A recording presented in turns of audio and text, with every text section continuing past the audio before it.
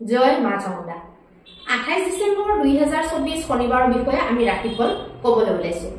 আজি হৈছে কৃষ্ণপক্ষৰ ত্ৰয়োদশী তিথি আৰু অসমীয়া মাহ হৈছে পুহ মাহ। আজি দিনটোত নক্ষত্ৰ থাকিব অনুৰাধা নক্ষত্ৰ প্ৰায় 10:13 ৰাতিলৈকে, তাৰ পিছত কৰিব জ্যেষ্ঠা নক্ষত্ৰ। আৰু আজি ক্ৰম অনুসৰি কৰণ কৰিব বৰকৰণ আৰু বনিষ্কৰণ। আৰু আজি দিনটোত যোগ কৰিব ফুল যোগ। আজি দিনটোত যিসকল শিশু জন্মগ্ৰহণ কৰিব তেওঁলোকৰ জন্ম ৰাশি বা চন্দ্ৰ ৰাশি হ'ব বৃশ্চিক ৰাশি। আৰু আজি দিনটোত যিসকল কন্যা পুষ্পিতা হ'ব তেওঁলোকৰ তুলনি বিয়াৰ যোগ হ'ব প্ৰতিহিনা যোগ। আৰু আজি দিনটোত অভিজিত মুহূৰ্তটো থাকিব 12:02 পৰা 12:43 দুপৰীয়ালৈকে। আৰু ৰাহু কাল থাকিব 9:47 পুৱাৰ পৰা 11:05 পুৱালৈকে। আৰু আজি দিক ফুলটো থাকিব পূৰ্ব দিশত। এতিয়া আহকচোন আমি মেষৰ পৰা মীনলৈকে প্ৰত্যেকটো ৰাশিৰে ৰাশিফল জন্ম ৰাশি বা চন্দ্ৰ ৰাশিৰ আধাৰত নিৰ্ণয় কৰিম। মেষৰ কাৰণে আজি দিনটো বিশেষ শুভ বুলি ক'ব নোৱাৰি। কোনো ধৰণৰ বিশেষ ডাঙৰ শুভ কাম, পইচা পাতিৰ লেনদেন, যিকোনো বস্তু কিনা বেচা লেনদেন আপোনালোকে নকৰাটো ভাল হ'ব। যিকোনো যদি বিশেষ সিদ্ধান্ত গ্ৰহণ কৰিব লগা আছে আপোনালোকে আজি দিনটোত নকৰাটো ভাল হ'ব। মুঠৰ ওপৰতে আজি দিনটোত আপোনালোকৰ জীৱনৰ কাৰণে বা আপোনালোকৰ বৰ্তমান সময়ৰ লগত সংগতি ৰাখি পেলাই আপোনালোকৰ কাৰণে যিবিলাক ভাগ্যদায়ী কাম সেইবিলাক আপোনালোকে আজি দিনটোত এভইড কৰাটো ভাল হ'ব। এতিয়া আহিব বৃষৰ কাৰণে। বৃষৰ কাৰণে যিকোনো ক্ষেত্ৰতে আপোনালোকে আজি দিনটোত পদক্ষেপ কৰিব পাৰিব। যিকোনো এনেকুৱা কাম য'ত নেকি ধৰক আলোচনা কৰিব লাগে, গ্ৰুপত আপোনালোকে কাম কৰি আছে, গ্ৰুপৰ মাজতে আলোচনা কৰিব লাগে, নহলে কোনোবা নতুন মানুহক লগ ধৰি পেলাই নতুনকে কিবা কথা পাতিব লগা আছে, তেনেকুৱা ধৰণৰ কথা, বিশেষকে বৈবাহিক মীমাংসাবিলাক আপোনালোকে কৰিব পাৰে। কিবা যদি সমস্যা চলি আছে তাৰ আপোনালোকে সমাধানটো উলিয়াবলৈ হাজবেণ্ড ৱাইফ দুজনে মিলি পেলাই চেষ্টা কৰিব পাৰিব। আৰু আজি দিনটোত যিকোনো ইনকামৰ ক্ষেত্ৰত বা ডেইলি ইনকামত আপোনালোকে ডেইলি ইনকামটো বঢ়োৱা বা ডেইলি ইনকামত কি হৈ আছে কি নাই সেইবিলাক চোৱা, তেনেকুৱা কামৰ কাৰণে অত্যন্ত শুভ দেখা গৈছে।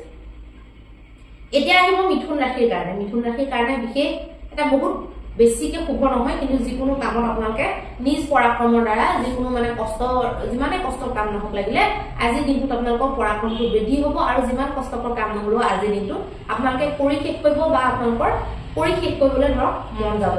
বা এনেকুৱা ধৰক ঝেমেলাবিলাক যিবিলাকত নেকি লাগিবলৈ বা সোমাই পৰিবলৈ টান, মন নাযায়, কিন্তু জৰুৰী কৰাটো, তেনেকুৱা প্ৰত্যেকটো কাম আজিৰ দিনটোত আপোনালোকে কৰিব পাৰিব পাৰে। আজিৰ দিনটোত বিশেষ মহত্বপূৰ্ণ ডিচিশ্যন বিলাক নোলোৱাটো, নতুন কাম নকৰাটো আপোনালোকৰ কাৰণে ভাল হ'ব। এতিয়া আহিব কৰ্কট ৰাশিৰ কাৰণে। কৰ্কট ৰাশিৰ কাৰণে প্ৰেম বিষয়ক যিবিলাক কাম থাকে, ধৰক আপোনালোকে লাভ ৰিলেশ্যনশ্বিপত আছে তাৰ লগত সংগতি ৰাখি কৰা কামবিলাক, লগতে সন্তানৰ লগত জড়িত কামবিলাকৰ বাবে শুভ দেখা গৈছে। বুদ্ধি বৃত্তিৰ লগত জড়িত কামবিলাকৰ কাৰণে ভাল দেখা গৈছে। এতিয়া আহিব সিংহ ৰাশিৰ কাৰণে।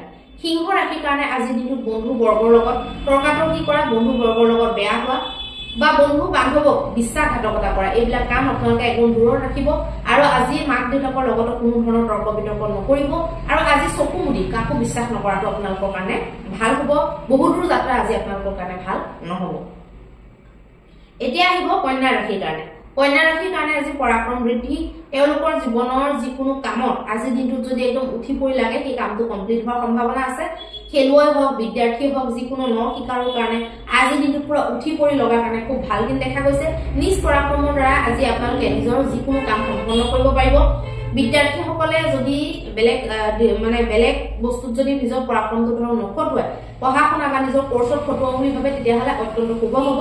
যিকোনো আপোনালোকে দীঘলীয়া আজি চিলেবাছো আপোনালোকে আজি ইচ্ছা কৰিলে কমপ্লিট কৰি পেলাব পাৰিব। এতিয়া আহিব তুলা ৰাশিৰ কাৰণে। তুলা ৰাশিৰ কাৰণে ধন সঞ্চয়ৰ দিশত ভাল। আৰু বংশ পৰিয়ালৰ লগত যিকোনো যদি কথা পাতিব লগা আছে সেইবিলাক কাৰণত ভাল। কিন্তু হাজবেণ্ড ৱাইফ ৰিলেশ্যনৰ মাজত যদি কিবা মীমাংসা কৰিব লগা আছে তেনেকুৱা কাৰণে বৰ এটা শুভ বুলি ক'ব নোৱাৰি। গতিকে সাৱধান আপোনালোকে সেইটো ক্ষেত্ৰত অকণমান হ'ব লাগিব। এতিয়া আহিব বৃশ্চিক ৰাশিৰ কাৰণে। বৃশ্চিক ৰাশিৰ কাৰণে যিকোনো লেনদেন কৰা, যিকোনো এনেকুৱা কাম যিটোত নেকি আপোনালোকৰ ব্যক্তিত্বৰ বিকাশ হ'ব বা আপোনালোকৰ জীৱনত কিবা এটা নহয় কিবা বিকাশ জড়িত হৈ আছে, বা আপোনালোকৰ মন যিটো কামত নেকি আপোনালোকৰ মনটো উৎফুল্লিত হয়, প্ৰফুল্লিত হয়, তেনেকুৱা ধৰণৰ কামবিলাক আপোনালোকে নিশ্চিন্ত মনে কৰিব পাৰিব। এতিয়া আহিব ধনু ৰাশিৰ কাৰণে। ধনু ৰাশিৰ কাৰণে যিকোনো কামত আপোনালোকে অকণমান কিবা বাধা অনুভৱ কৰিব পাৰে। পইচা পাতিৰ ক্ষেত্ৰতো আপোনালোকে বাধা বিঘিনি অনুভৱ কৰিব পাৰে। মনটো অকণমান আপোনালোকৰ ডেমেজ হৈ থাকিব পাৰে, ব্যগ্ৰ হৈ থাকিব পাৰে। খৰচ আদি বৃদ্ধিক লৈ আপোনালোকে চিন্তিত হৈ থাকিব পাৰে। এতিয়া আহিব মকৰ ৰাশিৰ কাৰণে। মকৰ ৰাশিৰ কাৰণে যিকোনো লাভালাভৰ ক্ষেত্ৰত যিকোনো গ্ৰুপ ডিসকাশন কৰা, সমাজত কিবা এটা ভুল বুজি আছিলে বা কোনোবা গ্ৰুপত বা কোনোবা মানুহে আপোনালোকক স্পেশালি ভুল বুজি আছিলে তাক আপোনালোকে সমাধান কৰা, এনেকুৱা ধৰণৰ যিবিলাক কাম আছে আপোনালোকৰ কাৰণে ভাল দেখা গৈছে। যিকোনো ক্ষেত্ৰত আপোনালোকৰ পইচা পাতি লাভ আদি হোৱাৰ সম্ভাৱনা দেখা গৈছে। প্ৰেমৰ ক্ষেত্ৰতো আপোনালোকৰ কাৰণে ভাল। বাকি পাৰিবাৰিক ভ্ৰমণ যদি কৰিম বুলি ভাবিছে তাৰ কাৰণে ভাল দেখা গৈছে। এতিয়া আহিব কুম্ভ ৰাশিৰ কাৰণে। কুম্ভ ৰাশিৰ কাৰণে যিকোনো ক্ষেত্ৰতে আপোনালোকে দৌৰাদৌৰি বেছিকে কৰা, নলগা জেঙত সোমাই পৰা, লোকক দেখি লোকৰ শুনি পেলাই কাম এটা ষ্টেপ লোৱা বা ডিচিশন লোৱা আপোনালোকৰ কাৰণে ভাল নহয়। সাৱধান আপোনালোকে হ'ব লাগিব। আপোনালোকে আজি কোনো ধৰণৰ কাগজীয়া কাম নকৰিব, কোনো ধৰণৰ কাৰ্যক্ষেত্ৰত কৰ্মক্ষেত্ৰত নতুন কাম হাতত নোলোৱাটো ভাল হ'ব। এতিয়া আহিব মীন ৰাশিৰ কাৰণে। মীন ৰাশিৰ কাৰণে যিকোনো ভাগ্যদায়ক স্থিতি আপোনালোকৰ জীৱনত বনিব পাৰে। বস্তু পাতি কিনাকৈ হওক বা নহলে কিবা বেলেগ কথা কৈ হওক আপোনালোকৰ কাৰণে ভাগ্যদায়ী, আপোনালোকৰ কাৰণে মন ভাল লগা, আপোনালোকৰ কাৰণে উৎসাহ বৰ্ধনকাৰী যিকোনো কথা আপোনালোকৰ হ'ব পাৰে। ধৰ্মৰ প্ৰতি আপোনালোকৰ ৰুচি আজিৰ দিনটোত মানে ধাৰ্মিক কৃত্যৰ প্ৰতি বেছিকে থাকিব পাৰে। যিকোনো দান পুণ্য দক্ষিণা এইবিলাক কৰাৰ আপোনালোকৰ মন যাব পাৰে। লগতে আজি কিবা নহয় কিবা ভাল কাম কৰিবলৈ, শুভ কাম কৰিবলৈ, মানে যিটো নেকি ধৰক ধৰ্মৰ ফালৰ পৰাও, আধ্যাত্মৰ ফালৰ পৰাও বা নিজৰ মন ভাল লগাৰ ফালৰ পৰাও সকলো ফালে যিবিলাক কাম ভাল তেনেকুৱা কাম আপোনালোকে কৰিম বুলি ভাবিব পাৰে। লগতে আজি কিবা সম্পত্তিৰ বিষয়েও কিবা কিনা মেলা বা প্লেনিং তেনেকুৱা আপোনালোকে আলোচনা বহিব পাৰে। এতিয়া আহকচোন আমি মহা উপায়টোৰ বিষয়ে আলোচনা কৰিম। মহা উপায় এনেকুৱা আজিৰ দিনটোত আপোনালোকে কি কৰিব যিটোৱে নেকি আপোনালোকৰ গোটেই দিনটোৰ যিখিনি বেমেজালি আছে সেইখিনি সমাধানৰ ফালে লৈ যাব পাৰিব। আজি আপোনালোকে এটা বিশেষ নিয়ম কৰিব। নিয়মটো হৈছে এনেকুৱা যে অলপমান আপোনালোকে তিল ল'ব। সেই তিলখিনিত আপোনালোকে মিঠাতেল ঢালি দিব।